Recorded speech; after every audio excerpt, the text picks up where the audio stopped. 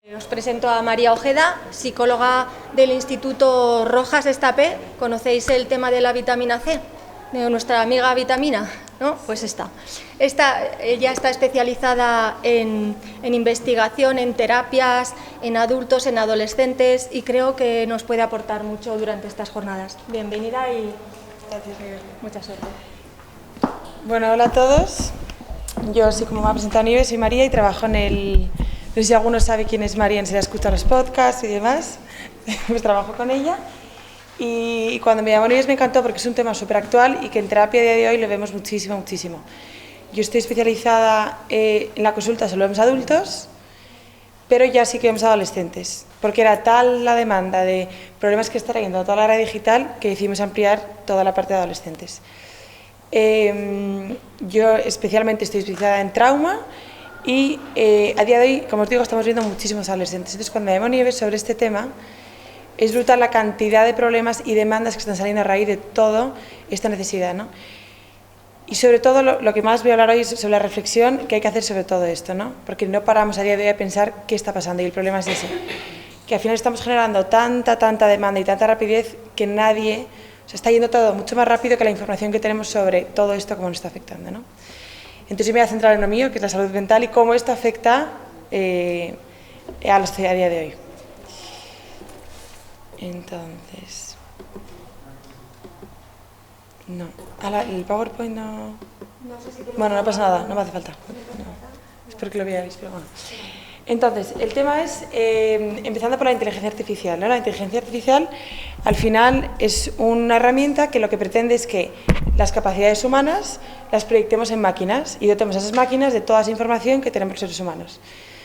Pero el problema es que el cerebro no es una máquina, es decir, el cerebro lleva un desarrollo en cuanto a capacidades y en cuanto a estructura de millones y millones y millones de años. Entonces, a día de hoy, esta inteligencia artificial pretende inyectarnos esa idea de que la cabeza funciona igual que una máquina. Y eso es imposible, y el día que entendamos que eso no puede ser, también va a ayudarnos mucho, ¿no? Entonces, esta inteligencia artificial está empeñada en dotar a estas máquinas de la capacidad de los seres humanos, para que nosotros nos seamos conscientes si tenemos enfrente a alguien real o a una máquina. Ese sería el éxito de la inteligencia artificial, ¿no? De hecho, ya hay estudios en los que se ha visto que incluso una máquina tiene más capacidades que el ser humano, ¿no? Por ejemplo, ponían dos fotos muy diferentes, de una misma persona, dos fotos diferentes, ¿no? Y la persona tenía que ver si era la misma persona o era otra. Y se vio que la máquina tenía menos fallos que la persona. Entonces, incluso ya hay capacidades que la máquina hace mejor que nosotros. Entonces, la inteligencia artificial a día de hoy, ¿qué hace mucho mejor? Pues calcula cosas enormes que la cabeza a día de hoy no podemos llegar a esa cantidad de cálculos, y otra parte almacena un montón de datos que la memoria a día de hoy no tiene esa capacidad, ni creo que la tendrá nunca, sinceramente, para almacenar toda esa información de datos que tenemos. Y entonces, esa información de datos, ¿qué hace? Pues predice, automatiza cosas que nosotros nos facilita la vida y eso nos permite mucho avance, y por otra parte personaliza todo el contenido que nosotros vamos a recibir. Y entonces, esta inteligencia artificial la tenemos muy presentes en el día a día, está en todos lados. O sea, si yo mañana quiero mirar internet, algo me facilita la información inmediata. WhatsApp me facilita que esto vaya más rápido para no que pierda el tiempo. Siri me facilita la información que necesito para llegar a un sitio. Está en nuestro día a día, está súper metido, ¿no? Entonces, el debate clave, ¿cuál es? ¿No? Si esta inteligencia artificial es buena para nosotros o nos está perjudicando. Entonces, hay gente como Zuckerberg, el de Metaverso, que obviamente pues, nos dice que esto es bueno y que porque vamos a frenar algo que nos da mucho bienestar, y luego hay gente que nos dice que este proceso está yendo demasiado rápido y hay que frenar para evaluar esto que está pasando antes de seguir fabricando toda esta era digital, ¿no? Como Elon Musk. Entonces, yo creo que la clave, antes de empezar, en cuanto a la salud mental, la clave es que no solo seamos conscientes del uso que tiene esta era digital, sino cómo nos está afectando. Entonces, está claro que es súper útil, cada uno de nuestro trabajo lo utilizaremos de alguna forma, pero es que esto está cambiando en cuanto percibimos el mundo y cómo tomamos las decisiones a día de hoy. Y el problema es que estas tomas de decisiones muchas veces las hacen por nosotros y nos quita mucho criterio y nos quita mucha capacidad que no vamos a usar, y si la cabeza no lo usa, lo pierde, esos circuitos cerebrales. Entonces, está claro que Internet puede ser un aliado buenísimo, pero cuando roza la salud mental se convierte en una amenaza. Está lo que tiene beneficios, como que nos comunicamos mucho más rápido, tenemos información mucho más rápida, las relaciones son mucho más dinámicas, pero yo vengo a hablaros de los riesgos en cuanto a salud mental. Entonces, la clave ¿es malo o no es malo? Yo diría, depende, ¿no? Depende de los factores que entran en juego en ese momento. No es lo mismo que un niño de 18 años, toda la información que tenga esté basada en Instagram y en los vídeos que ve, a que esa información la convalide con libros, con artículos y demás. Ese criterio estará mucho más sólido. El otro será un criterio súper polarizado, súper personalizado y cero sólido, ¿no? Entonces depende de cómo se use esa inteligencia artificial. Para esto se llevó a cabo un estudio de la generación Z, que es la que ha vivido con toda esta masividad de Internet, y con generaciones mucho más avanzadas, ¿no? Y entonces a estas dos generaciones se les llevaba a diferentes planes. Entonces, imagínate, un circuito, un recorrido, ¿no? Y se evaluaba cómo esa persona vivía ese circuito y cómo la otra persona de otra generación vivía ese circuito. Entonces, la generación Z tiene unas características y está vinculada con la cultura de la inmediatez, o sea, todo lo quiero ya y ahora, y la participación en línea. Prefieren mucho más la participación en línea porque les parece más dinámico, no requiere paciencia, no requiere que te irrites a el mundo real, que muchas veces es más doloroso, ¿no? Y la generación que no ha vivido con toda esa tecnología se vio que es mucho más paciente, que reflexiona, que disfrutaba mucho más de todo el entorno, no iba tanto al objetivo que les decían, sino que disfrutaban del proceso y vieron muchas diferencias muy interesantes, ¿no? Entonces, este cambio rápido, el gran problema, como os decía, es que es tanto cambio y la información va tan lenta sobre todos los investigaciones que estamos haciendo sobre los efectos secundarios que necesitamos parar de alguna forma y reflexionar con todo lo que nos está pasando. Por estos momentos son muy buenos, ¿no? En cuanto a la salud mental, a día de hoy la salud mental, como todos sabréis, está desbordada, ¿no? O sea, todos los hospitales están desbordados, todos los psicólogos están desbordados. Nosotros en la consulta ya hace 2 años que tenemos lista de espera, todo está desbordado, ya no sabemos a quién derivar. Cuando deriva un psicólogo, el psicólogo a los 10 días ya está lleno de pacientes, tengo que buscar a otros, está desbordada, ¿no? Entonces, ¿qué ha pasado? Al final la salud mental se puede vivir en 3 aspectos, ¿no? Cuando alguien viene a consulta puede ser por 3 motivos diferentes. Uno de ellos puede ser porque tiene heridas del pasado, evidentemente, entonces esas heridas duelen de alguna forma y se abren en el día de hoy, ¿no? Las heridas de abandono, heridas de rechazo, heridas de mucha culpa y se abren, ¿no? Y eso estás en picos de alerta, lo que te hace vivir un estrés crónico y lo que te hace que tengas ansiedad, depresión, aislamiento, soledad. Otro motivo de consulta puede ser cuando tú tienes una vida en la que te frustras porque no puedes controlar parte de esa vida, ¿no? Y nos dedicamos a factores que no podemos controlar. Yo no puedo controlar si mi jefe mañana tiene, o si en mi familia hay una enfermedad. O sea, esas cosas no se pueden controlar. Y muchas veces el no control nos perturba, ¿no? Y el último factor, que es el que está relacionado con todo este era digital, es el vivir una vida en la que no nos satisface. Es decir, en la que nos levantamos por la mañana y vivimos más para sobrevivir ese día y para hacer el check de ese día, ¿no? Que haber disfrutado, haber retenido lo que he hecho hoy, el haber disfrutado con mi hijo, el haber llegado a casa y con mi marido, haber tenido un momento de intimidad. O sea, no paramos en ningún momento. Y al final eso va acumulando una salud mental en la que vivimos para vivir, hacer el check, y no para disfrutar ni parar, ¿no? Entonces, hay una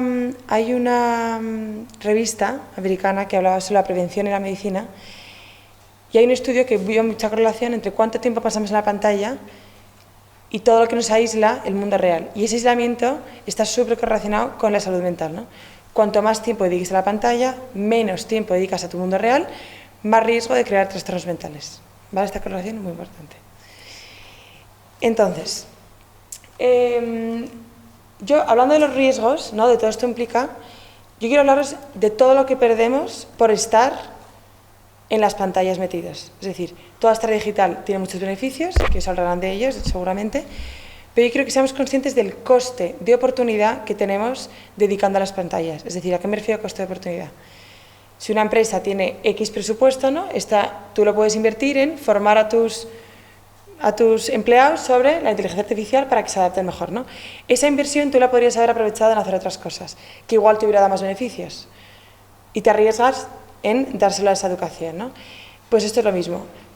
Tú a día de hoy, si vas a una tienda y preguntas al de la tienda, me quiero comprar un iPhone, ¿cuál es el coste de oportunidad? El coste de oportunidad te diría perder 6 a un adolescente perder de 6 a 8 horas en una pantalla, ¿no? No sé si mucha gente lo compraría. Es decir, si tú somos conscientes del coste de oportunidad que tiene esto, es bestial.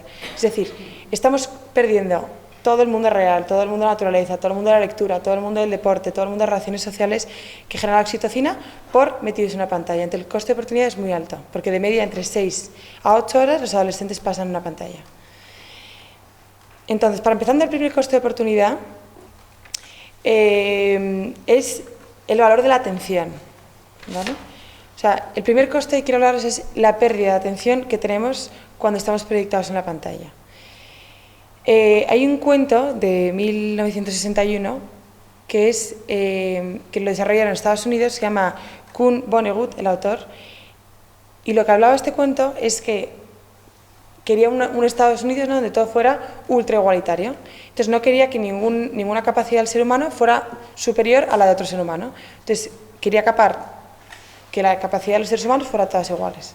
Entonces, para hacer eso, hacía un estudio de la inteligencia de cada uno y el que tenía inteligencia más alta le ponía un pinganillo en el oído y le sonaba un pitidito cada 20 segundos. ¿Y esto para qué era? Para distraer la atención y cortar el pensamiento, ¿no? Entonces, a día de hoy, esto es lo que nos está pasando. Esto era un cuento de 1960 y es que a día de hoy es lo que está pasando. Es decir, tenemos esos micropitiditos que se llaman las interrupciones digitales. Es decir, cada minuto, si no exagero, cada media hora, estamos llenos de interrupciones digitales que hacen que cortemos con lo que estamos conectando. Entonces, esto es un drama, porque al final nuestros pensamientos se dispersan y cuando la atención está dividida, perdemos mucha capacidad intelectual, muchísima. Y ahora explico por qué, ¿no? Porque voy a explicar cómo funciona todo el tema de la atención. Entonces, estas distracciones, ¿cómo funcionan? Una parte con las notificaciones, ¿no? El móvil nos empieza a mandar, ¿no? Porque tu madre quiere que ahora mismo le respondas un recado que es súper urgente, que no es tan urgente, pero solamente es de vida o muerte. Y de otra forma, con la personalización, ¿no? En ese momento en el que estás haciendo scroll y piensas, ¿no? Porque el vídeo próximo que va a llegar es el vídeo que estaba necesitando para darme cuenta si realmente estoy con la persona adecuada o no estoy. Nunca llega el vídeo, pero tu cabeza y esa aplicación está diseñada para eso, para darte a entender que ese vídeo va a cambiar tu vida cuando no va a cambiar, ¿no? Entonces, ¿cómo funciona la atención a día de hoy? Bueno, a día de hoy, ¿cómo ha funcionado durante millones de años? La atención es una parte de la cabeza que funciona como si nosotros tenemos aquí este título, ¿no? Y yo digo, vale, fijaros solo en este círculo. Y si estáis en este círculo vais a fijaros en otra cosa, ¿no? Entonces, vuestro foco de atención, ¿qué hace? Se fija en este círculo y hay una parte de la cabeza que dice, vale, pues a ver, si Nieves se quiere fijar en este círculo azul, mis ojos van a este círculo azul, y hay otra capacidad de la atención que es la capacidad de inhibir el resto de diapositivas para que yo me pueda fijar exactamente bien y mi cabeza no me distraiga con el resto de estímulos, ¿vale? Así es como funciona la cabeza. Y esta capacidad de inhibición es esta parte de la cabeza, la corteza prefrontal. Entonces, ¿qué ocurre a día de hoy? Que esta cabeza, o sea, esta forma azul, hace muchísimo tiempo, cuando no había tanta distracción, la capacidad de atención era brutal. La gente era capaz de ver películas larguísimas. A día de hoy nadie se come una película de 3 horas porque le parece o se ha quedado dormida o no se ha enterado porque ya está con el móvil. Es imposible a día de hoy. Entonces, nos tenemos que imaginar como si fuera un portero, ¿no?, de una fiesta y la de la fiesta le dice, mira, quiero que filtres por edad, por actitud y por forma de vestir. Entonces llega un momento que si al portero le llegan 3 personas, él sabe perfectamente el filtro. Y de repente llegan a la 1 de la mañana llegan 100 personas. El portero no tiene esa capacidad de filtrar tanto. Y empezará a colarse la gente, pues uno se colará, el otro no. Y la de la fiesta llegará enfadada y le dirá, oye, ¿por qué no me has dejado la fiesta como yo quería, ¿no? Y él dirá, bueno, es que había tanta gente que yo no pude filtrar bien. Pues esto pasa exactamente igual a día de hoy. Tenemos tanta hiperestimulación del mundo digital, tanta, si no es mi madre del regalo, es la notificación de la última oferta, que si no lo haces ahora vas a perder esa oferta. Si no es la oferta de la compra, es que mañana te has entrado en un sorteo y ahora tienes que registrarte. O sea, continuamente estamos con notificaciones, ¿no? Y eso impide que a día de hoy focalicemos en lo que tenemos que estar. Entonces, ¿esto qué pasa, no? ¿Y qué pasa con toda esta sobreestimulación? Entonces, hay muchísimos estudios, y uno de ellos, que me parecía el más interesante, hicieron una investigación, ¿no?, un estudio. Entonces salía un grupo que no tenía distracciones digitales y le mandaba una tarea, y luego había otro grupo que estaba con distracciones, les dejaban tener el móvil y que se distraigan todo lo que quieran, ¿no? y al acabar esa hora de ese objetivo que tenía que hacer, se medía, ¿no?, el coeficiente intelectual de ese momento y los resultados que tenían al hacer la tarea.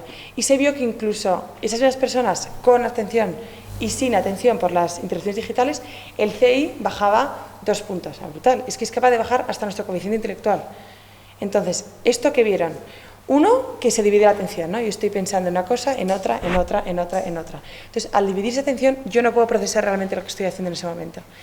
Y no puedo almacenar en mi memoria muy bien ese recuerdo, por lo tanto, pérdida de memoria. Yo luego me voy mañana a mi casa y no seré consciente realmente de cómo tuve que aprender a hacer ese ejercicio, cómo tuve que hacerlo, y los alumnos, igual, si en clase están, que si el profesor, que si están con móviles, con pantallas, que tienen aquí abierto la universidad, que si el WhatsApp, que si el Candy Crush, lo que sea, llega un momento que no se acuerdan, no retienen bien toda esa memoria, ¿no?, que tendrían que haber prestado atención. Entonces pierde la eficacia de esa tarea, ¿no? Entonces, estamos creando una sociedad que es muy superficial en cuanto a conocimiento, pero muy poco profunda en esos conocimientos. Y eso es un drama, porque no tenemos, o sea, el coste de oportunidad, lo que estamos perdiendo con todo esto es un pensamiento crítico profundo. Es decir, tú para tener un pensamiento crítico sólido y profundo, tienes que dedicar tiempo y parar a pensar qué estás recibiendo, ¿no? Y si estamos, por mucho que nos pensemos, no, yo puedo, no podemos. O sea, las aplicaciones que generan esta interrupción están diseñadas para eso. Y son negocios, inversiones que van contra de nuestra capacidad de fortaleza, que muchas veces está debilitada, como es lógico, ¿no? En una oficina, a día de hoy, es imposible estar 1 hora entera sin ninguna interrupción. Es imposible. Imposible, que si llega tu jefe, que si llega te llama la secretaria, que si sale un email, que tú dices una cosa pero tu cliente te pide otra cosa. Yo, gracias a Dios, en la consulta tenemos prohibido, cada hora, cada paciente, no puede haber ni llamada, ni interrupción, absolutamente nada. Pero en las oficinas de que van a todo trapo, ahí no pasa, ¿no? Esas interrupciones están constantes. De hecho, hay un problema, antes de pasar al siguiente coste, hay un problema muy fuerte a día de hoy, que es el TDAH en los adolescentes, ¿no? Bueno, y en la infancia. ¿Por qué está pasando esto? Es decir, en 2005-2007, de repente se vio que había una brutalidad de diagnósticos de TDAH. O sea, muchísimo Concerta, muchísimo Revitol, todo el rato, muchísimas farmacias consumiendo la oferta. Y lo que ha pasado es que el TDAH, el cerebro se desarrolla de atrás adelante, en la parte occipital a la parte prefrontal. Y uno de los fallos del TDAH, biológicamente, es que esta parte de la cabeza tarda más en desarrollar o se desarrolla de peor forma, por así decirlo. Entonces el Concerta lo que hace es que te facilita esa capacidad que tarda en desarrollarse. El problema cuál es, que a día de hoy esa capacidad, la que se hablaba antes, esta de aquí, la que me dice que me distraiga de todo esto, que es la que falla en el TDAH, está fallando y no por parte biológica, sino porque toda esta estimulación ambiental de fuera es lo que está haciendo que los niños no puedan concentrarse y que su capacidad de atención sea de 10 minutos. Ya la clase no puede ser de 1 hora, de hecho han bajado muchas clases a 50 minutos, es brutal. Entonces dentro de poco serán clases de 3 minutos y en 3 minutos no te da tiempo a aprender nada, imposible. Entonces, claro, el problema es que si un niño está en un aula, tú no puedes controlarle. Y entonces ya TDAH, y no es TDAH, es el estímulo ambiental. Tú, si a una persona le medicas sin necesidad biológica, le destrozas el cerebro. Yo tengo un paciente que le pasó mal diagnóstico de TDAH y estuvo con Concerta muchísimo tiempo, y a día de hoy esta capacidad ya se ha degenerado, ya no hay vuelta atrás. Tú cuando mal medicas a un TDAH, le quitas esa capacidad. Entonces, es grave, ¿no? El segundo coste de oportunidad es el fast, ¿no? El fast en la vida, el speed fast. O sea, toda esta hiperestimulación, ¿vale?, nos hace vivir en un mundo donde todo es rápido, todo es acelerado, todo lo queremos para allá, y se crea la famosa cronopatía. No sé si he escuchado alguna vez de ella. Que la cronopatía es la enfermedad en la que no puedo tener ni un espacio de mi día sin hacer nada. Exacto, o sea, de repente estoy así esperando la cola para el café y ya me frustro. Entonces ya cojo el móvil y entonces ya llamo a una amiga, o le digo a que no sé cuántos. Ya nadie observa. Tú vas por el metro, tú vas al autobús y nadie se fija si hay una persona mayor que se quiere sentar. Todo el mundo va con la pantalla, o sea, no podemos estar sin hacer nada. ¿Y esto qué genera en la cabeza? Una sensación de meterle ese fast speed en la vida, ¿no? Y meterle esto en la vida es un peligro. Porque la naturaleza es lenta, el ser humano es lento, el desarrollo del ser humano es lento, la plantación es lenta, la naturaleza es lenta. Las máquinas son rápidas, el ser humano es lento. Y lo mismo, no queramos meter a la máquina en el ser humano porque tiene sus consecuencias negativas.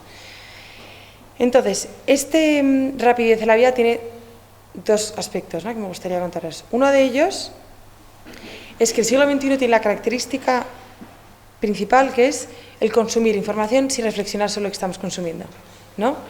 Un adolescente que tengo en consulta, que está enganchado a la pornografía, ¿no?, me decía, porque un día le dije, haz la prueba y apágate todo tipo de móviles, de Instagram, de las páginas web. Tú por la noche, cuando llegas, que era cuando le costaba, apaga todo tipo de cosas y llegas, ¿no? Entonces, llega un momento que él no era tan consciente de la gravedad de que le producía todo esto. Decía, bueno, veo de vez en cuando, pero tampoco es tan grave, Estuvo un mes sin Instagram y cuando se lo volvió a descargar, se lo descargó conmigo en la consulta, se lo descargó y le dije, ahora métete en lo de Explora, ¿no?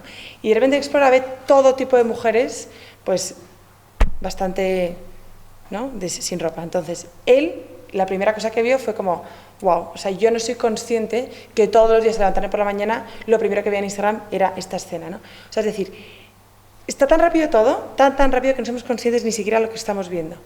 Entonces, esto es un problema porque hay muchísimo riesgo de la manipulación.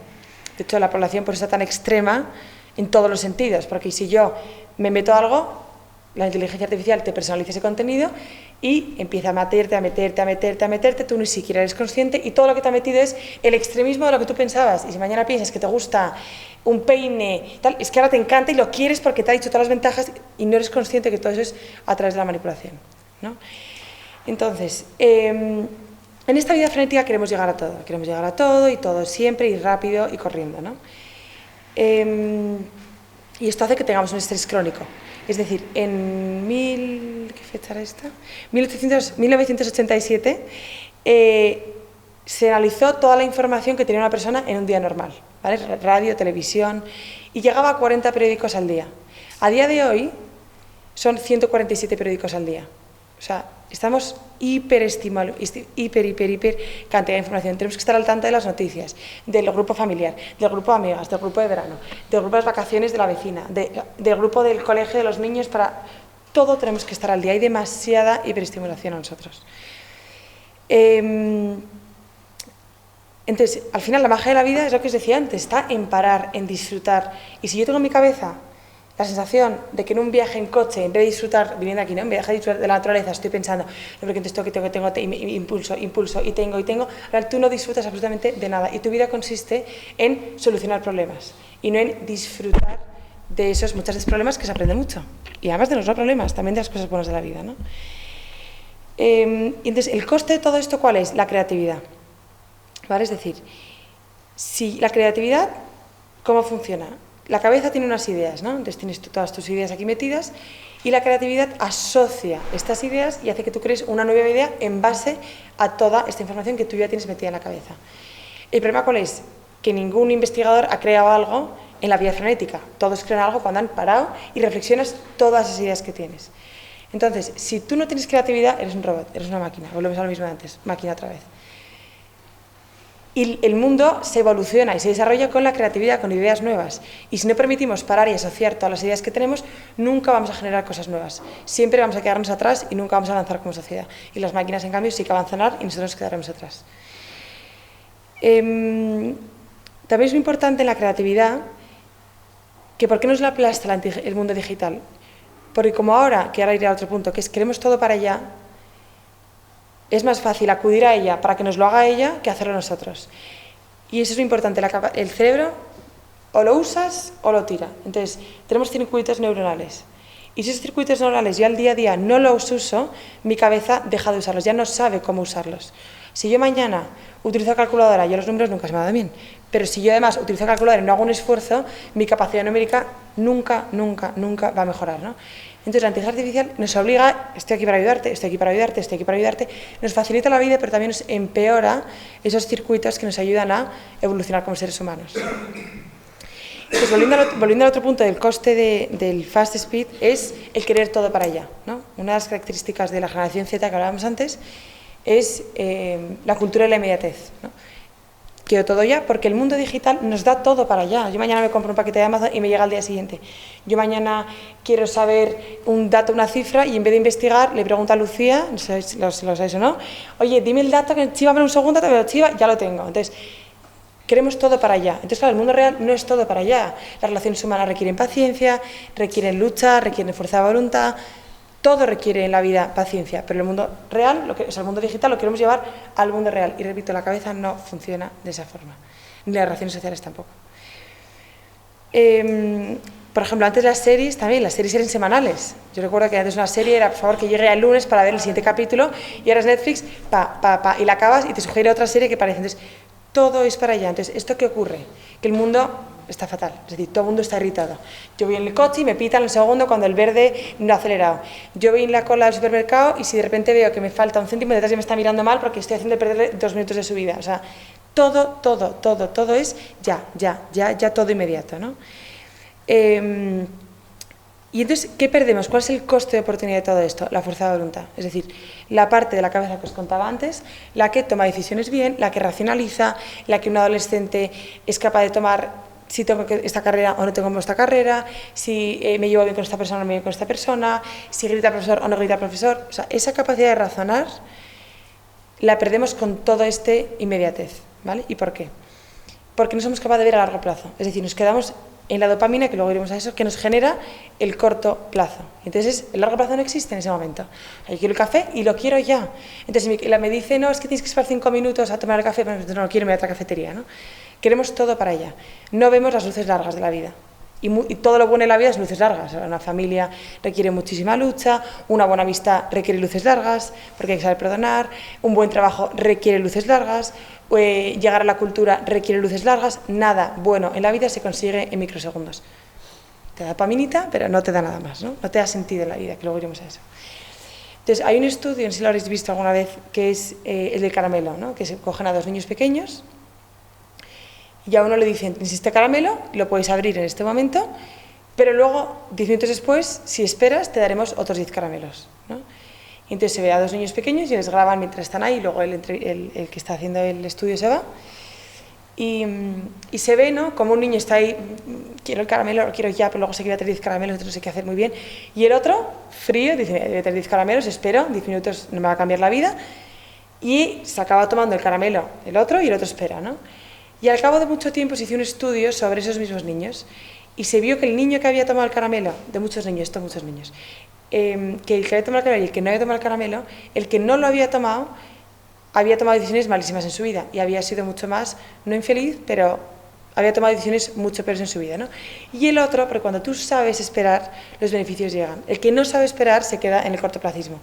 Y una sociedad en cortoplacista es irritable, impaciente, relaciones fluctuantes, nada lo valora, nada profundiza, no son cultos, no toman decisiones sabias. Entonces es un gran problema que estemos creando sociedades donde nos pensemos que todo es para ella, ¿no? Si mi pareja no me hace feliz ya como yo quiero, ¿no?, pues lo rompo, no lo lucho. Mal, ¿no?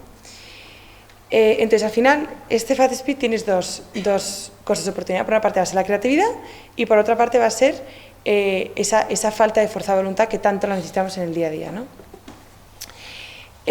Otro coste de oportunidad es la adicción, ¿no?, la dependencia a la dopamina.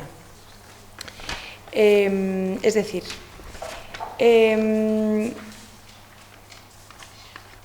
al final, el tener toda esta clase de fast y de hiperestimulación y querer todo para allá, querer todo ya, ¿por qué lo queremos? Porque cuando se produce ese ya, ¿no?, ese objetivo que yo tanto anhelaba, soltamos dopamina, ¿vale? Nuestra cabeza suelta la dopamina, que es la hormona del placer y del bienestar, ¿vale? Entonces, cuando esa hormona suelta la dopamina, el ser humano siente un bienestar, ¿no?, un placer que la cabeza va a guardar. Es decir, lo que nos calma en la cabeza sabe que eso nos ha calmado en su día y lo va a replicar en el futuro, ¿vale? Entonces, el conectarnos a las pantallas constantemente supone una fuente fácil y segura de dopamina. Es decir, si yo estoy estresada, estoy irritada porque vengo de un fast y de un todo para allá, estoy irritada, me meto en el móvil y de repente veo que me ha escrito una amiga, me manda una foto, un buen recuerdo, dopamina. O de repente veo que me ha escrito alguien, de repente veo que un like en un momento dado, entonces, dopamina. Todo eso está generado para darte dopamina. Como repito, todas estas empresas, todas estas aplicaciones están diseñadas para crear esta dopamina en nuestra cabeza. ¿La dopamina de dónde viene? La dopamina en el ser humano era muy útil para la reproducción y para la comida, ¿no? Es decir, gracias a que nuestros ancestros se reproducían y comían, nos estamos aquí a día de hoy. Es útil esa dopamina. El problema es que las drogas, ¿no?, han hackeado todo ese sistema dopaminérgico. Y a día de hoy las drogas, aparte ya de pues, las drogas en sí, que ya es otro tema, las drogas entran por los ojos, que son las pantallas. Es decir, toda esa estimulación visual que nosotros vamos viendo crea dopamina, dopamina, dopamina, y van creando carreteras dopaminérgicas que nos producen tanto placer, ¿vale? El problema grave, ¿cuál es? El coste, ¿cuál es? La dependencia, ¿no? Esta demencia digital que tenemos. ¿Cómo funciona la dopamina? Nosotros en nuestras cabezas tenemos los receptores dopaminérgicos, ¿no? Hay receptores de serotonina, de oxitocina, de cortisol, de todas las hormonas, pero están los de la dopamina, ¿no? Entonces, llega la neurona que ha captado esa dopamina, entra en ese receptor dopaminérgico y la cabeza dice, esto me gusta. Y asocia la pantalla o el like o el mensaje que necesita esperar con me gusta. Entonces, se crea una asociación nueva. Entonces, ¿qué ocurre? Que la cabeza, cada vez que yo tenga un malestar, dirá, acuérdate el día que te metiste y viste, fenomenal, pues me vuelvo a meter, o compro, o me meto en la oferta, lo que sea. Compro, dopamina y me llega, ¿no? ¿Qué ocurre? Que el cerebro está hecho para la homeostasis. Es decir, si yo estoy muy alegre y tengo un día súper de subidón, cuando llegue a casa estaré muerto. Para bajarme, mi cabeza no quiere que esté todo el día mantenido aquí. La cabeza es muy lista. Si yo estoy muy ansiosa durante mucho tiempo, acabo con una depresión. Porque mi cabeza, mira, yo no puedo mantenerte, María, en todos estos estados de ansiedad, te traigo una depresión. Y de hecho mucha gente viene a consulta, tengo una depresión, no es depresión, tú es que vienes de un estado crónico de ansiedad y lo que te produce la cabeza es una depresión para que frenes, porque si no tu cabeza no tiene tanta hormona para seguir ese ritmo de vida que llevas, ¿no? De hecho, hay muchas depresiones más hoy de ansiedad que endógenas, que son las depresiones puras y duras, y antes en la psiquiatría había mucho más depresión endógena, pero bueno, eso es otro tema. Entonces, esta demencia digital, ¿qué pasa, no? Que lo que está pasando es que todo este receptor dopaminérgico se agota. Entonces la cabeza, como quiere la homeostasis, dice, mira, María, ya estoy harta de que me traigas tanta dopamina, yo voy a bloquear este receptor para que tú no puedas sentir esa dopamina y yo pueda volver a bajar, ¿no? Y va a haber un equilibrio, no tanta exaltación, sino un equilibrio más normal. Pero ¿qué ocurre? Que a mí me ha gustado. Entonces si yo estoy irritada, estoy impaciente y no puedo más, digo, venga, otra vez esa dopamina. Entonces, ¿qué hago? Para que este receptor vuelva a activarse, le doy más dopamina, necesito más. Entonces, la tolerancia de mis receptores baja. Es decir, necesito más para sentir lo mismo. Para que mi receptor haga otra vez así y diga, si hay mucho, me tengo que dar la vuelta. Entonces, vuelve a sentir con más cantidad. Y así continuamente, ¿vale? Entonces, ¿qué ocurre? Que al final nos volvemos adictos y dependientes a esa. Como cualquier otra droga, igual. O sea, yo me puedo tal, pero necesito más y cada vez más para sentir exactamente lo mismo. Y a que me lleva a una dependencia y a una demencia digital. ¿Qué significa esto? Lo mismo que lo de la atención. Bloqueamos la corteza prefrontal. Tengo un paciente muy gracioso que trabaja en estos sitios que te responden al email al segundo y que le mando el email, responde al segundo y a mí me da ansiedad, ¿sabes? Y yo le digo, con mucha gracia, viene a mi consulta y tiene como 5 móviles, cada uno con 50 notificaciones, espera María un segundo que tengo que coger, ¿vale? Entonces, este tipo de personas, ¿qué ocurre? Que me llega el otro día y me dice, María, es que qué horror, y le encanta leer, es súper culto, ¿no? Y me dice, María, qué horror, porque otro día llegué a casa y me dediqué media hora de mi día a ver, mi hija me ha descargado una cosa y tal, y TikTok, ¿no? Bajo y unas chorradas de vídeos que luego me digo, pero no he aprendido nada y demás. Y dice, ¿cómo me quito esto? No soy capaz, digo un momento por la noche y digo, es que necesito ver este momento, estas chorradas que me hacen tanto bien, ¿no? Entonces, esta demencia digital, ¿qué requiere? Que aunque tú sepas que no te viene bien, aunque tú sepas que tienes que estar centrado, que tienes que estar, no lo puedes remediar, porque tu dopamina te lo está pidiendo a gritos, porque sabe que te causó ese placer en algún momento dado, ¿vale? Entonces, hay un modelo que me gusta mucho, que explica muy bien esto, que es el modelo de Hook, de un libro, que luego os daré un par de libros, por si os interesa todos estos temas, que explica muy bien todo este ciclo, ¿no?, de adicción. Entonces, él explica muy bien que llega el detonante y dice, vale, estoy aquí, la notificación. Llega el detonante. Entonces, la notificación te va a requerir una acción. Tú creas esa acción, cojo el móvil, veo esa notificación y eso me genera dopamina y placer. Y hay un factor clave en todo este circuito, en cuanto a las redes sociales y en cuanto a la inteligencia artificial, que esta dopamina no siempre te la va a dar. Es decir, no es automático. Y esto requiere una variable que no podemos controlar, ¿no?, que es dependiente. Y esto genera todavía mucha más adicción. ¿A qué me refiero? Imagínate un adolescente, ¿no?, está estudiando, está aburrido, evidentemente, y sube una foto a Instagram. Entonces deja el móvil. Al final, tú que subes una foto a Instagram no te requiere un X cantidad de likes, ¿no?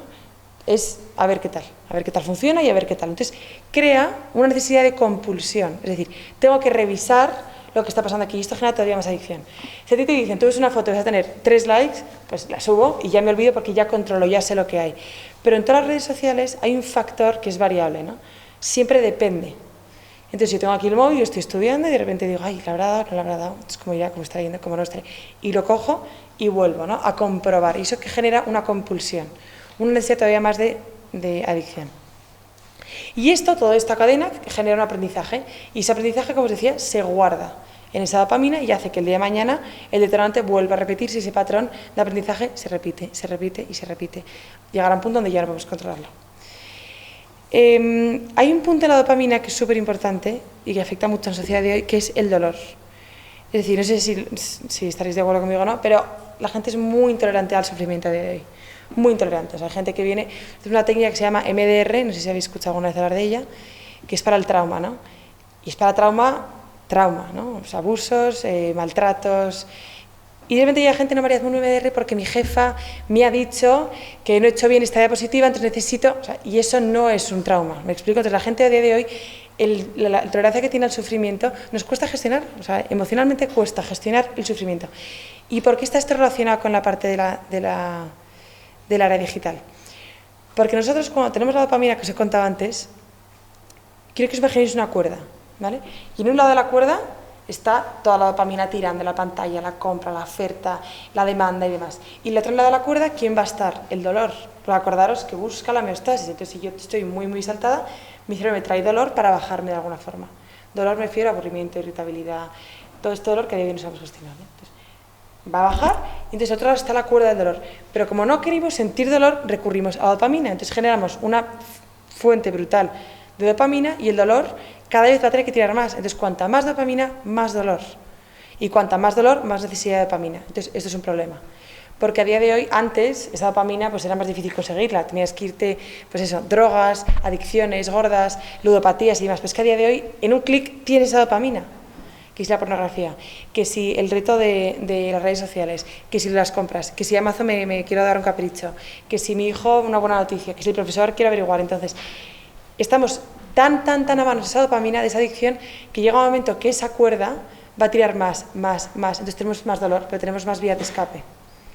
Entonces es bueno que hagáis reflexionar a vuestros alumnos, hijos, adolescentes, lo que sea, si esas herramientas, ¿no?, de la inteligencia las usamos para beneficiarnos para nuestro bienestar o si las usamos como una vía de escape.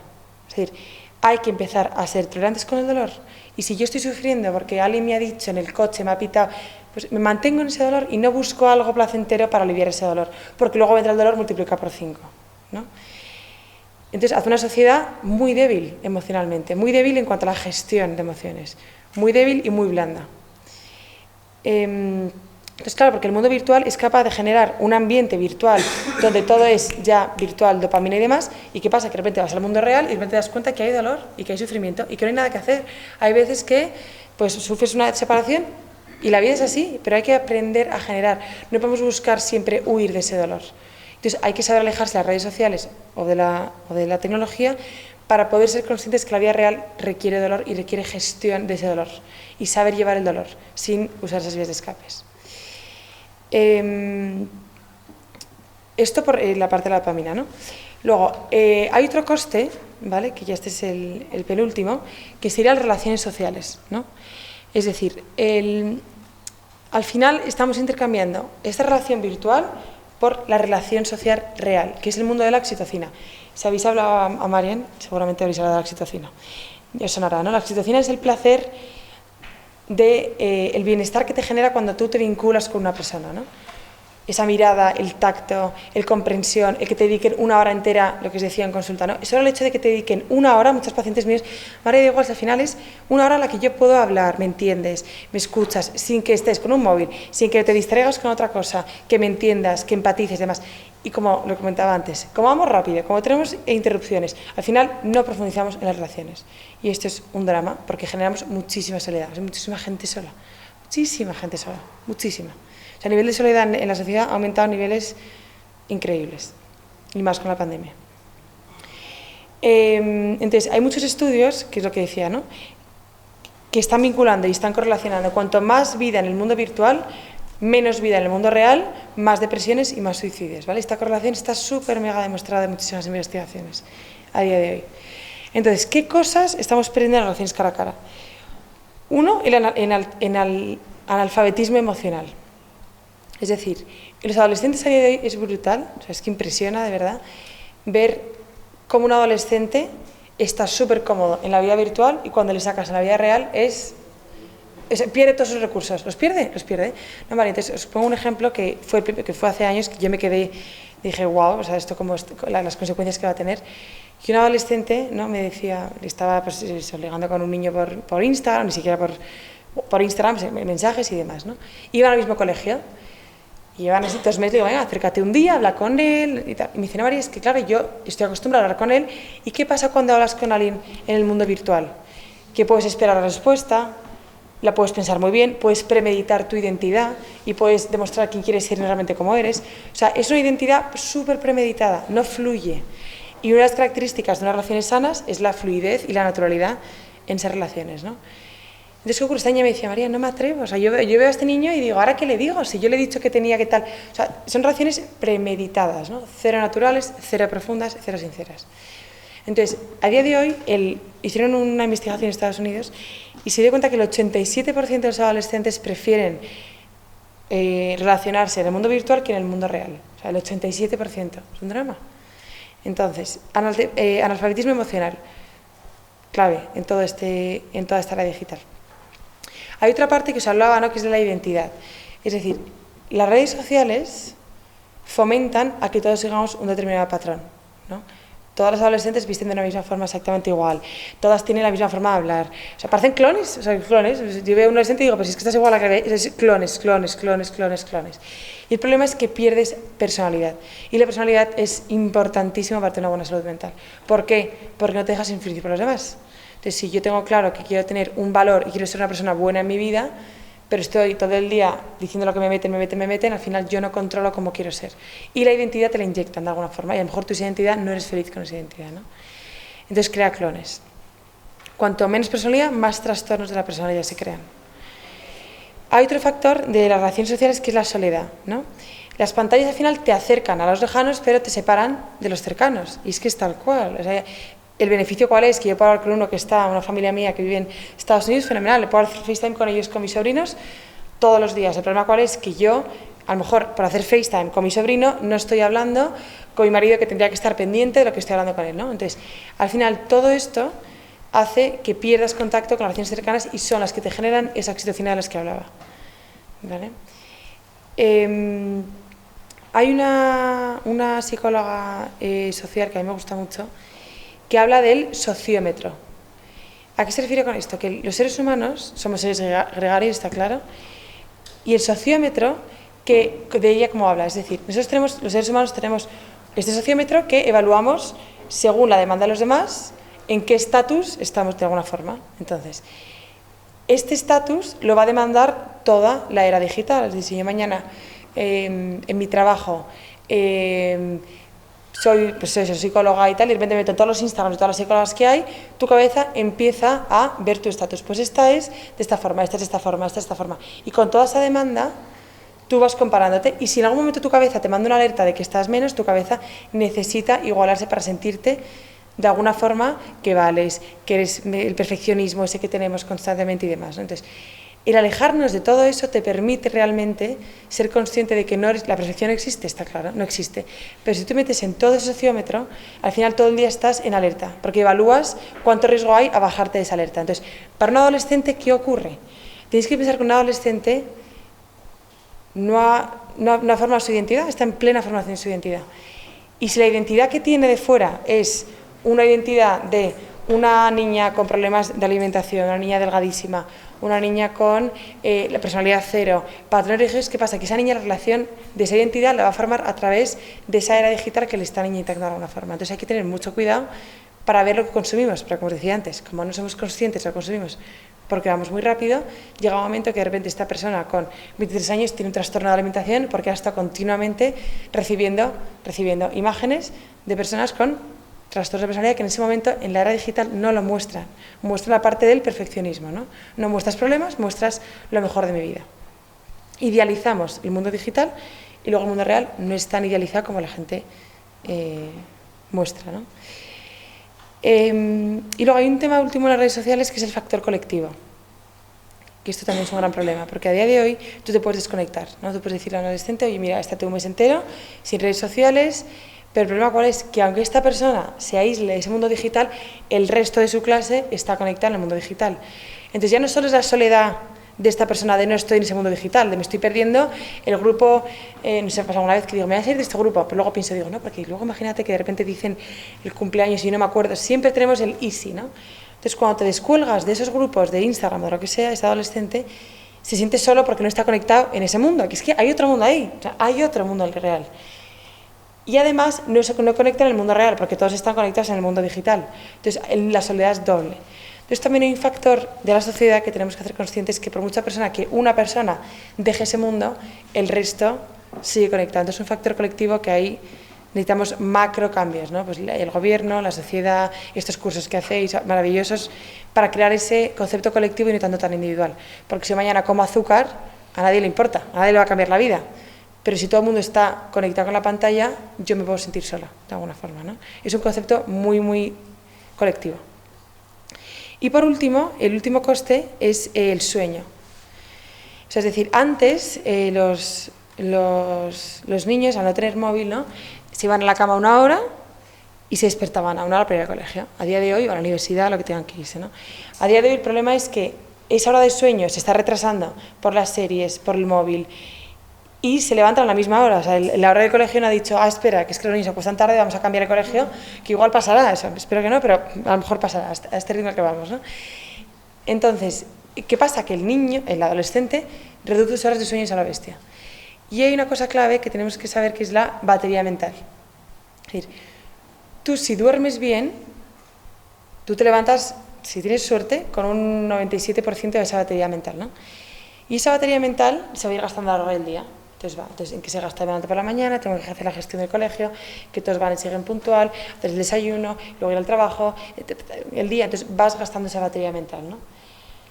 Y esto tiene que ver con todo lo que hemos hablado hoy. Es decir, todo lo que hemos ido hablando de esa rapidez, de esa pérdida de atención, el estar en todo, ir rápido, todo esto hace que gastemos la batería súper rápido.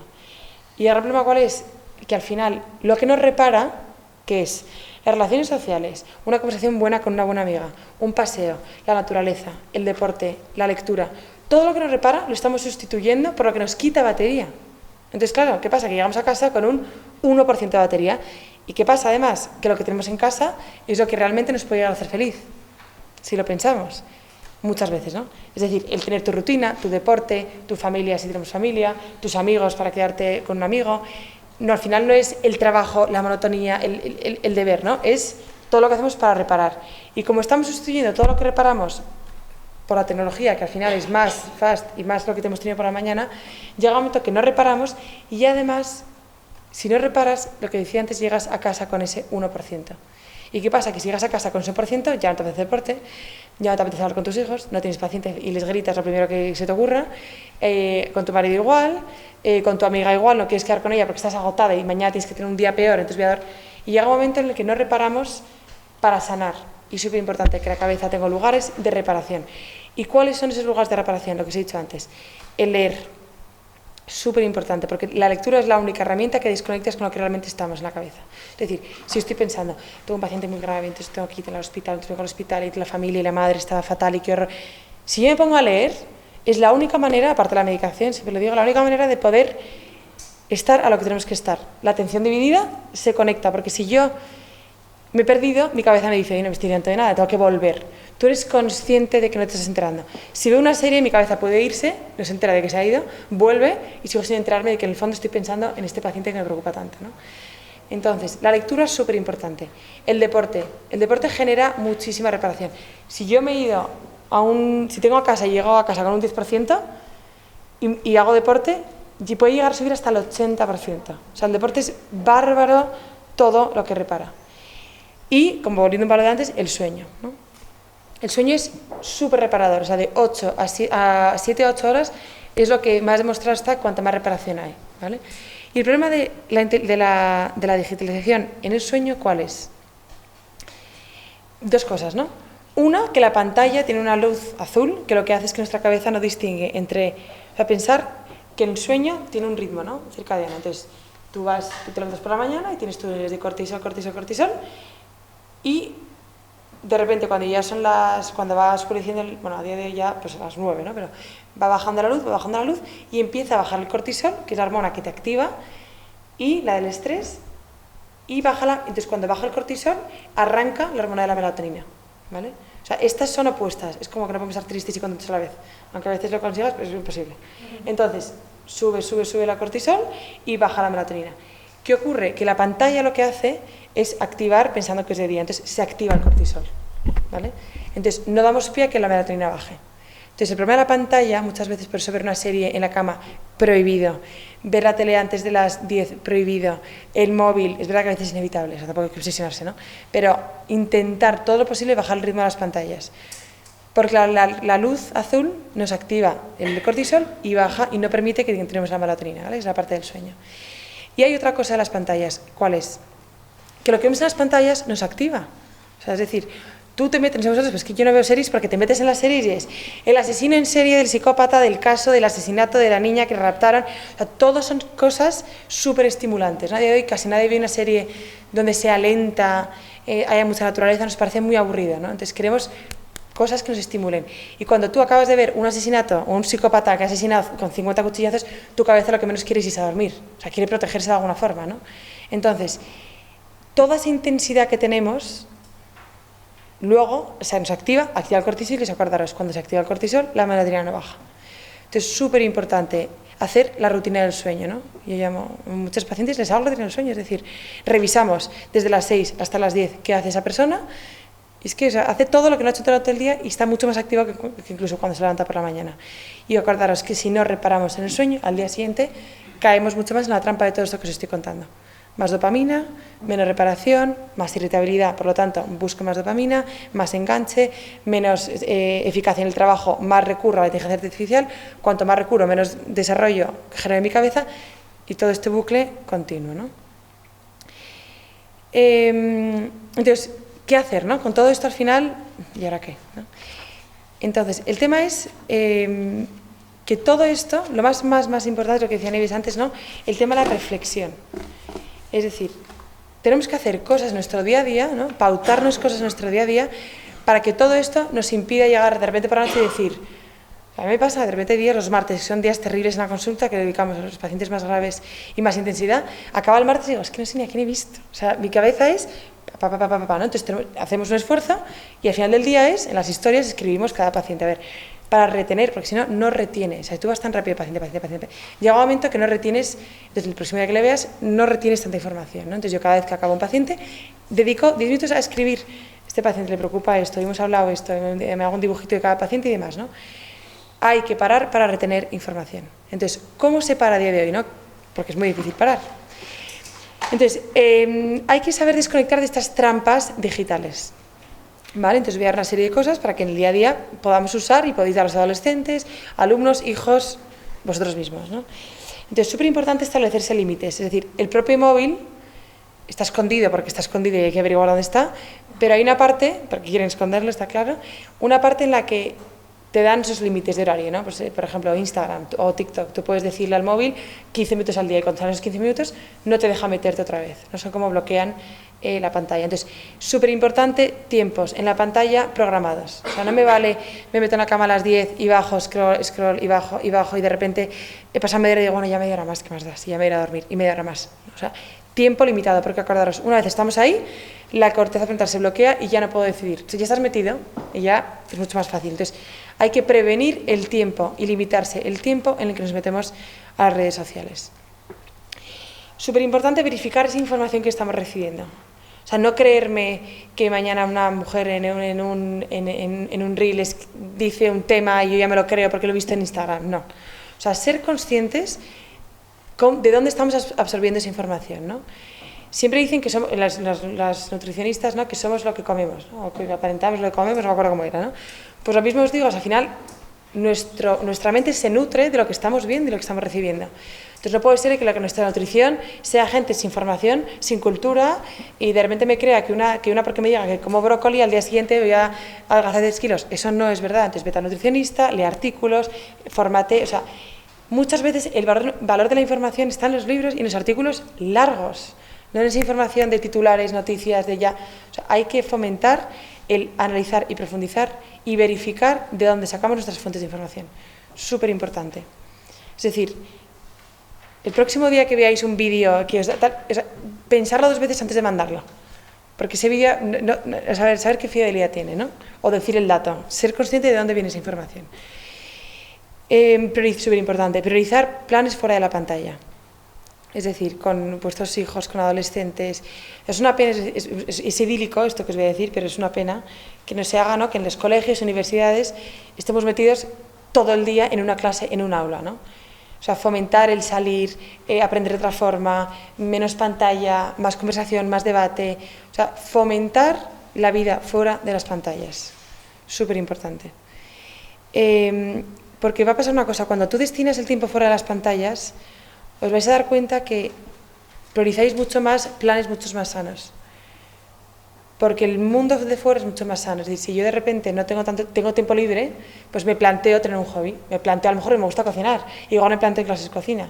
O igual me planteo la costura, me meto en costura, me planteo cualquier, ¿no? Entonces, la lectura. Entonces, cuando aumentamos el tiempo fuera de las pantallas, salen hobbies, sale creatividad, cosas que a lo mejor nunca sabíamos que teníamos ahí dentro, ¿no?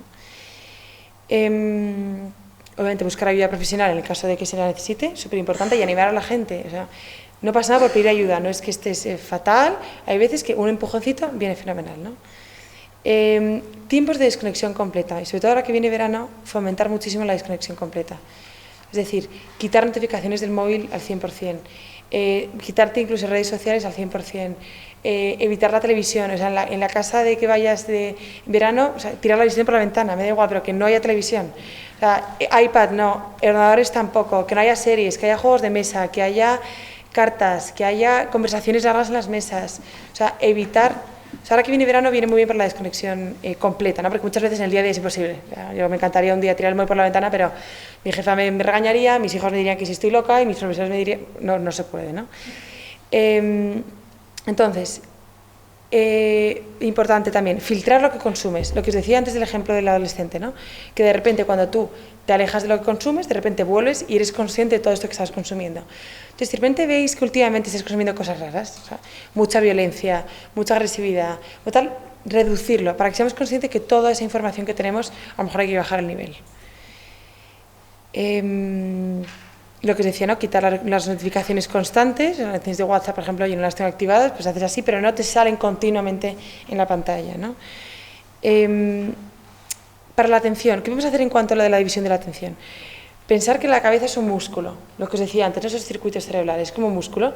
Si yo quiero entrenar mi físico, voy al gimnasio y cada día un ejercicio para entrenar ese músculo que quiero entrenar, ¿no? La cabeza es exactamente igual.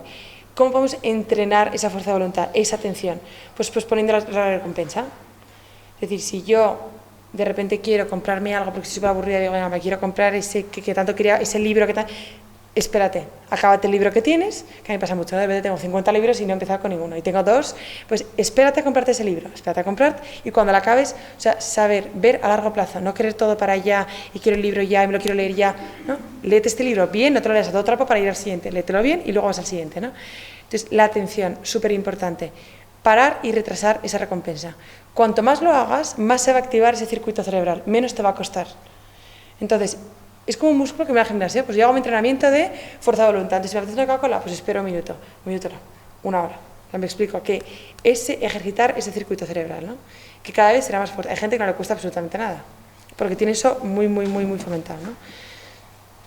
En cuanto a las distracciones, o sea, en cuanto a la batería mental, os diría que es súper útil hacer un esquema, es decir, que pongas una batería, ¿no? Y que tú pongas qué es lo que me repara y qué es lo que no me repara, o sea, qué es lo que me quita batería mental y qué es lo que me repara, para que en el día a día mezcles todas estas actividades, ¿vale? Es decir, un día una paciente muy graciosa me contaba que sale a trabajar, tiene un trabajo súper demandante, súper estresante, y su idea era que cuando salía a trabajar ya para que tiene una suegra un poco toxiquilla, ¿no?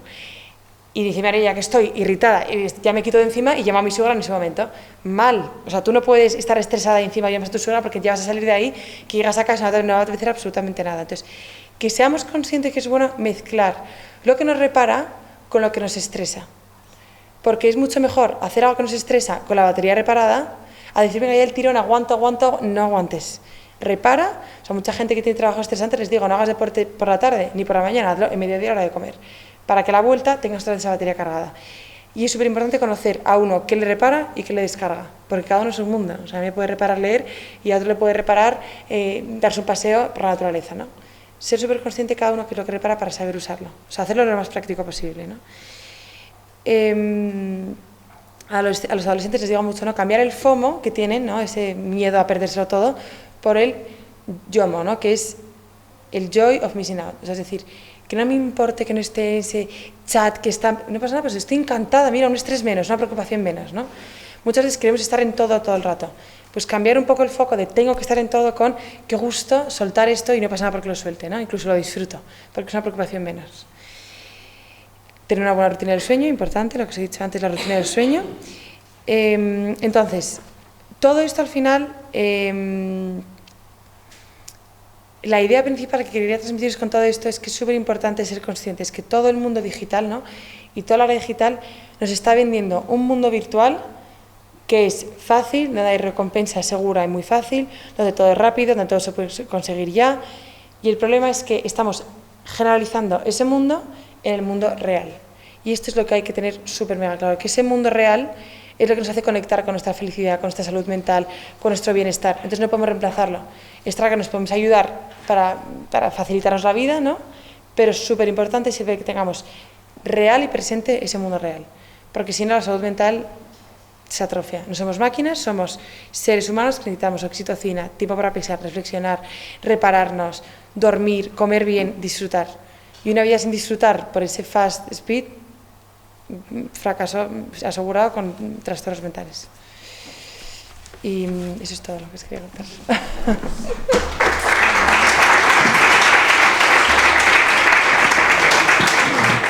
Ok, entonces me llamó la atención, yo soy de formación economista y veo los costos de oportunidad y son muchos los costos de oportunidad que perdemos por estar encima. La pregunta que te hago, ¿cuál es la responsabilidad de los padres en esta vinculación de los chicos con las pantallas, con los teléfonos en este mundo digital? ¿Cuánta responsabilidad tienen los padres en ello? Precisamente porque o los mantengo, trabajo esto, o les doy esto para que se entretengan, etcétera, ¿no? Y la otra,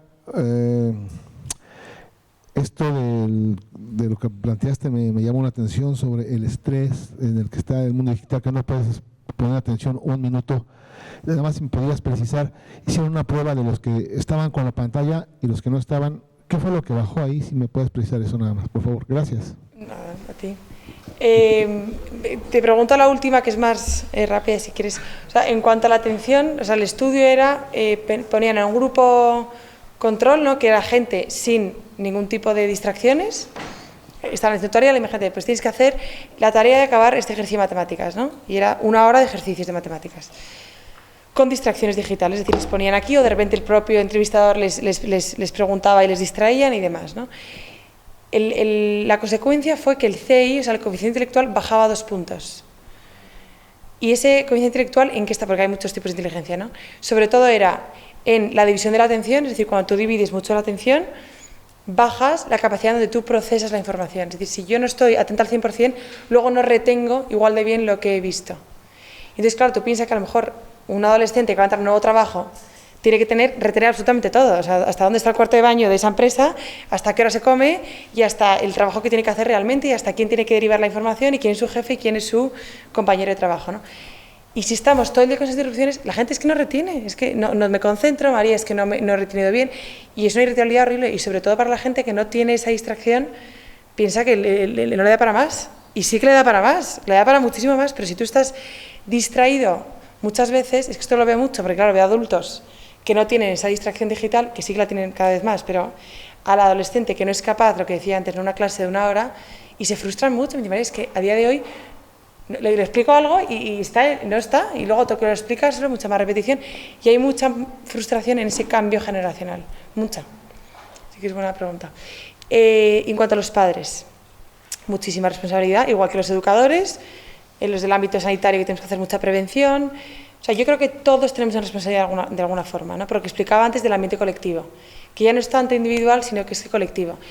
Y es una cosa muy clave, yo creo que es que a todos los padres nos pasa, ¿no?, que no iba a dejar todos tienen móvil, y me dijo, no, porque ya con 16 años no quiero móvil. Yo no os lo daría, pero llega, ¿no?, porque todos tienen, entonces nos entra el plan, entonces le dejas atrás, ¿no? Entonces, esa presión colectiva que hay en cuanto a estar en esa vida digital es fuerte, o sea, no es ninguna tontería, no es tan fácil, pues, o sea, es muy, muy difícil, ¿no? El tema del padre, yo diría sobre todo dos cosas, ¿no? Uno, ser consciente qué valores quieres dar al niño. O sea, yo entiendo que es muy difícil llegar a casa estresada, un día horrible de trabajo, y lo más fácil del niño que está gritando, tal, darle la pantalla, porque es automático, estructuras la pantalla y se queda como si le hubieras dado, es automático, es magia, se quedan ahí, se queda en la televisión así, no tienes que hacer nada más. Es fácil y es muy cómodo, ¿no? Pero el problema es que tienes que ver, como decía antes, más allá a largo plazo. O sea, ese niño tú tienes que pensar qué estás perdiendo, la conexión con su madre. Si tiene un mal día en el colegio, que te cuente sus problemas. Si tiene una preocupación, que sea error. Entonces, cierras el canal de comunicación.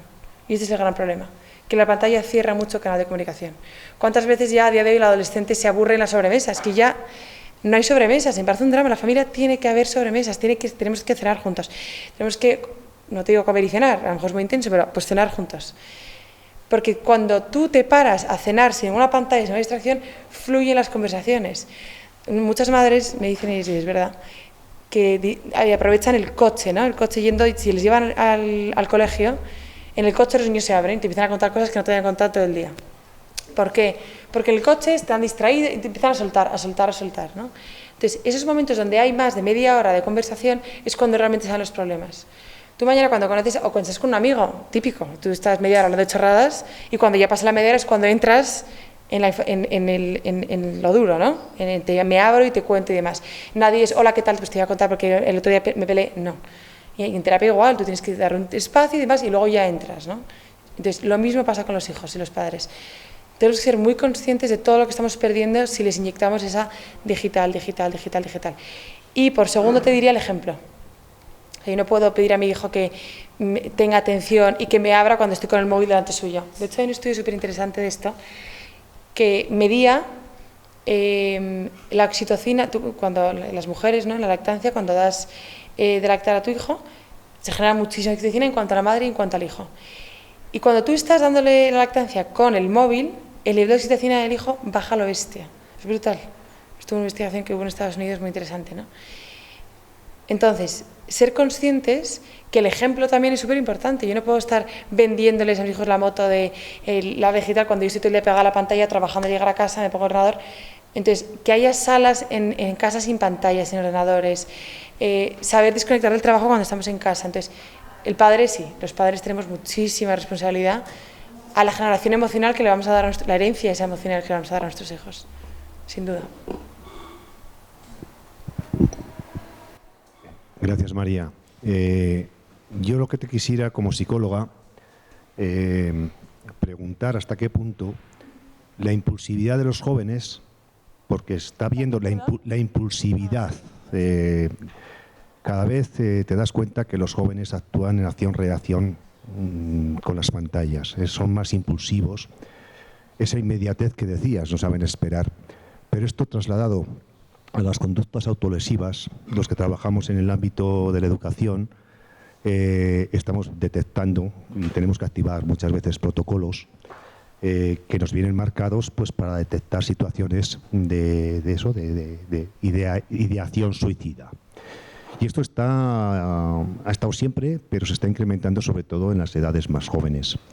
¿Hasta qué punto también, hablándolo con algún profesional, en concreto de la Complutense, de la Facultad de Medicina, decían que ellos sabían, lo que les preocupaba, era que antes tú detectabas indicadores del joven que de alguna manera hacía llamar de atención y más o menos podías actuar sobre él. Pero que ahora esa impulsividad, esa acción-reflexión, hace que el joven tenga la idea suicida y la ejecute, sin reflexión. Entonces, ¿hasta qué punto también esto es un problema que está creciendo? Son hechos, no son datos objetivos, pero hasta qué punto también las pantallas tienen mucho que ver en este cambio, digamos, de que, bueno, pues es tan inmediato que lo pienso y lo hago, y no hay ese espacio de reflexión previo que te pueda proteger o por lo menos alarmar al contexto que tengas cercano. Gracias. Sí. Me encanta, sí, total. A día de hoy las conductas autolesivas, justo lo que tú dices, aumentando a la bestia, ¿no? Y yo creo que pasan dos cosas. O sea, cuando no había tanta digitalización de todas estas conductas, o sea, al final la conducta autolesiva relacionada con el trastorno de personalidad que se crea, este tipo de conductas en adolescentes y no tan adolescentes, se llama trastorno de personalidad límite, como se característica persona, ¿no? El borderline, que es una persona que necesita sentir constantemente, ¿vale? Es una persona que tiene una inestabilidad emocional muy fuerte, muy fuerte. Entonces, claro, la pobre cuando está muy baja, continuamente necesita sentir y conectar con cosas emocionales, ¿vale? Entonces, es altibajos, pues, mucha impulsividad, mucho sentimiento y demás. Entonces, ¿qué ocurre? Que cuando hay mucho sufrimiento psicológico y mental interior, la cabeza, una vía de escape muy fuerte son las autolesiones, es decir, hago sentir a mi cuerpo físicamente para desconectar de mi sufrimiento mental. Es una vía de escape. Es muy dura y es muy fuerte, pero funciona de esta forma, ¿no? Entonces, si una niña que es límite, que es borderline, está metida porque ha discutido con su madre o en el colegio bullying o lo que sea, tiene un sufrimiento tan doloroso que si no sabe gestionar el sufrimiento, y aquí lo conecto con tu pregunta, voy a la vía de escape, que es la que me rajo, me hago heridas y demás, ¿no? Entonces, ¿qué ocurre? Que cuando tú tienes un problema, a día de hoy los adolescentes tienen un problema, a día de hoy hay mucha menos gestión colectiva para gestionar ese problema. ¿Por qué? Porque todos estamos sobrepasados, todos tenemos 1000 cosas. Entonces, has dicho una cosa muy importante, que es que a día de hoy a los propios sanitarios, a los propios educadores, profesores, directivos y demás, nos cuesta detectar con más dificultad lo que está pasando, porque estamos menos conectados al mundo real, es que es un hecho. De hecho, hay un anuncio, no sé si lo habéis visto, que me encantó, de un partido de fútbol que era para ver todo esto, ¿no? Que estemos pendientes de que salud mental muchas veces no se ve, porque estamos a todo trapo y no vemos, ¿no?, los riesgos de la salud mental. Y se ve entonces en un partido de fútbol uno que está alegre, contento y demás, y el otro que está todo el partido de fútbol decaído y demás, no sé cuántos. Y llega un momento que el que se suicida no es el que está decaído, sino el otro. Y este anuncio que expresaba, ¿no?, que estemos atentos muchas veces de que realmente la salud mental a día de hoy no es tan obvia, de hasta que no llegue mi hijo y me diga que se está cortando, ya tengo que acudir. O sea, que tenemos que ser conscientes de cuidar, dedicarles tiempo, qué les pasa, ser conscientes de su grupo de amistades, cómo les va, ser conscientes cuando pasan la pantalla. Y como a día de hoy casi nadie está tan consciente de todo lo que va pasando, todas estas vías de escape se fomentan mucho más. Porque esta vía de escape está relacionada con mucha soledad, con mucha impulsividad, y la impulsividad, como se hablaba antes, del TDAH, está lleno de gente impulsiva a día de hoy. Lo confunden con TDAH y no es TDAH, es impulsividad por quererlo todo para allá y no saber esperar. Y eso fomenta esas vías de escape tan rápidas de quiero sentir y conductas autolíticas, ¿no? Y todas esas conductas, lo que decía, está súper correlacionada con el final de la salud mental tan terrible que es el suicidio. Entonces, si tú fomentas esa sociedad tan superficial, tan activa, tal, más soledad, menos relaciones, menos apoyo, más depresiones y más ansiedad por la rapidez, más vías de escape de conductas autolesivas, suicidios, depresiones, y por eso hay tanta salud mental ahora mismo, es que está desbordada por todo esto que está pasando. Tiene mucha relación. Hola, buenos días, soy Miguel, profesor, maestro de primera enseñanza, jubilado ya hace unos años. Estoy muy contento de haber venido y deseaba formular una pregunta después de una pequeña reflexión. Los niños pequeños vemos que a los pocos años se les da el móvil para que no molesten mientras comemos en los restaurantes.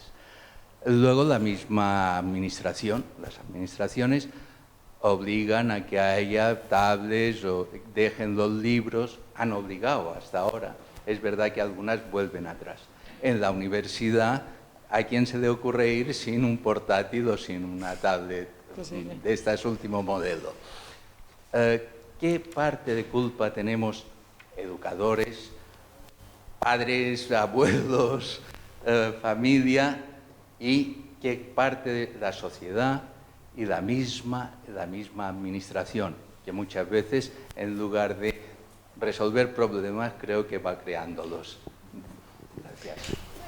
Sí, total. O sea, el problema clave en todo esto es que se está generando con tanta, o sea, no es culpa de nadie al final, porque es culpa de la gente de los negocios. Desde mi punto de vista, es culpa de la falta de ética, que luego hablaremos de ello, ¿no? Yo no, porque no es mi tema, pero hablarán de ello, que me interesa bastante, de la ética, ¿no?, que hay detrás de todas estas aplicaciones. Tú piensas que antes, cuando Steve Jobs sacó el móvil, era una pantalla táctil y todo el mundo estaba con el táctil, wow, el táctil, pero es que a día de hoy ese móvil está lleno de pantallas que lo que quieren es luchar por nuestra atención. O sea, la competencia de Netflix, lo decía el propio CEO de Netflix, es el sueño y la atención. Es decir, quieren raptar nuestra atención y luchan por ello, ¿no? Entonces, no es cuestión de culpa, es cuestión de la ética que hay detrás de todo eso que nos están fomentando esas aplicaciones, ¿no? Y esa era digital. Incluso al revés, yo te diría que todos los que decías, ¿no?, tú, los abuelos, o sea, magnísima figura en esta sociedad de hoy. ¿Por qué? Porque ellos no vienen toda esa rapidez. Entonces, un abuelo explica al nieto los valores, la capacidad de espera, se va a dar un paseo y se van a la pastelería que le gusta, y es una delicia. O sea, eso es maravilloso para los adolescentes de hoy. O sea, tienen que pasar más tiempo con sus abuelos, de hecho. O sea, todo el tiempo que se va con sus abuelos, y tienen la suerte de tenerlos, soltarlos con los abuelos, porque es una manera súper buena de todo esto que reparaba, que os decía antes, es que lo llevan en la sangre, o sea, lo llevan innato, ¿no? Y lo que me comentabas de ¿no?, la culpa. Entonces yo creo que esa culpa de nadie. Yo creo que es que a día de hoy estas empresas van tan rápido, tan rápido, que a día de hoy todos los que intentamos frenarlo no tenemos tanta información sobre los efectos secundarios que está creando. Es una rapidez contra una lentitud de investigación normal que cuesta llevar. De hecho, decías tú las pantallas, que antes era pantalla, tablet, y ahora al revés. Ahora todo, en Europa del Norte, todo está bajando las pantallas otra vez. Están prohibiendo pantallas, y me alegro, y no porque no quiera digitalización, pero hasta que no sepamos realmente qué efecto tienen esto, no podemos experimentar con esos niños y dentro de unos años decir, son los perjudicados. O sea, hay que pensar en el desarrollo de esos niños, y si no tenemos información que nos aseguren que es bueno, lo prohibimos hasta que sepamos realmente, porque los riesgos que hay a día de hoy son bastante, dan miedo a día de hoy. Entonces, ser conscientes que... Que además todo esto nos implica que no pensemos. Exacto, tal cual. Todo nos lleva a no pensar. Tal cual. A que te tenga que gustar Tal cual. esto, a que tengas que vivir de esta manera. Total. Y que te fías, si mañana llega un profesor a la pantalla, tú no vas a cuestionarle, oye, el ordenador, yo porque... O sea, tu hijo va a acabar con el ordenador. Entonces, es que no es culpa de nadie. Al final todo esto va tan rápido que es que es muy difícil gestionarlo. Hay algunos movimientos entre padres de un mismo curso que se juntan y acuerdan que sus hijos no lleven los móviles a los colegios. Hay centros que también así han tomado decisión de prohibir, al menos en secundaria y eso. Yo estoy todavía en la EGB, ¿no?, en la enseñanza primaria antigua. Bueno, entonces lo que es normal que los menores de 16, 18 años no tienen por qué tener, si no son unos casos muy especialísimos. Y creo que somos responsables todos, desde cada uno, desde cada papá, porque sé quién se los prohíbe hasta los 16, les pone el control parental, hasta la misma sociedad. Y digo que la sociedad porque todos los que tienen algo que ganar, empresas, pues nos van a buscar las carteras. Total. Si conseguimos poner descoto, y esto es la administración, esos son los que han de tomar las riendas, indudablemente. Gracias. A ti.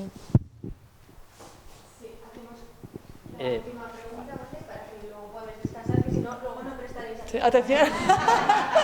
Bueno, más que pregunta es eso, corroborar. Sí, pues es muy interesante, te lo aseguro, te va a gustar. Bueno, más que pregunta era corroborar un poco lo que decías. Yo creo que al final nuestro propio organismo siempre nos lleva a esa homeostasis, ¿no?, a ese equilibrio.